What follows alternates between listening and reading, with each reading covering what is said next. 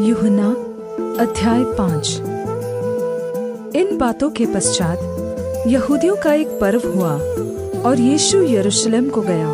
यरूशलेम में भेड़ फाटक के पास एक कुंड है जो इब्रानी भाषा में बेतहसदा कहलाता है और उसके 5 ओसारे हैं। इनमें बहुत से बीमार, अंधे, लंगड़े और सूखे अंग वाले पानी के हिलने की आशा में पड़े रहते थे, क्योंकि नियुक्त समय पर परमेश्वर के स्वर्गदूत कुंड में उतरकर पानी को हिलाया करते थे।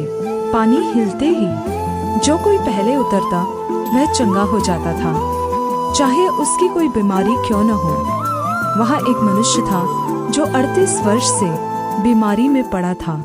यीशु ने उसे पड़ा हुआ देखकर और यह जानकर कि वह बहुत दिनों से इस दशा में पड़ा है, उससे पूछा, क्या तू चंगा होना चाहता है?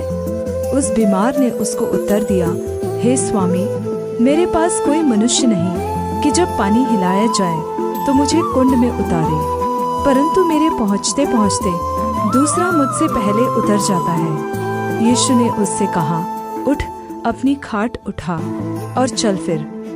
वह मनुष्य तुरंत चंगा हो गया और अपनी खाट उठाकर चलने फिरने लगा। वह सबत का दिन था, इसलिए यहूदी उससे जो चंगा हुआ था कहने लगे, आज तो सबत का दिन है, तुझे खाट उठानी उचित नहीं। उसने उन्हें उत्तर दिया, जिसने मुझे चंगा किया उसी ने मुझसे कहा, अपनी खाट उठाकर चल फिर।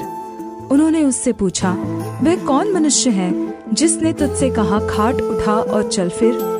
परंतु जो चंगा हो गया था वह नहीं जानता था कि वह कौन है, क्योंकि उस जगह में भीड़ होने के कारण यीशु वहाँ से हट गया था।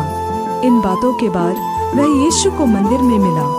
तब उसने उससे कहा, देख, तू तो चंगा हो गया है, फिर से पाप मत करना, ऐसा न हो कि इससे कोई भारी विपत्ति तुझ पर आ पड़े। उस मनुष्य ने जाकर यहूदियों से कह दिया कि जिसने मुझे चंगा किया वह यीशु है। इस कारण यहूदी यीशु को सताने लगे, क्योंकि वह ऐसे ऐसे काम सबत के दिन करता था।